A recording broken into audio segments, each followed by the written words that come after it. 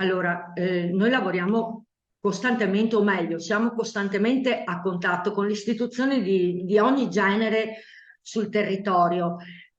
Io anche ieri, per esempio, che sono andata semplicemente a comprarmi le sigarette, ho trovato il mio sindaco a cui avevo fatto una proposta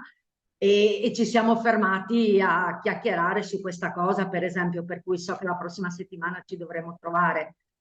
Ma per esempio ho la Sabrina Abittante che è la mia responsabile di contatto con gli enti e ieri proprio mi ha relazionato su quello che era stato l'incontro al tavolo OMI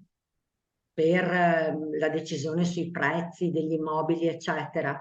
E poi abbiamo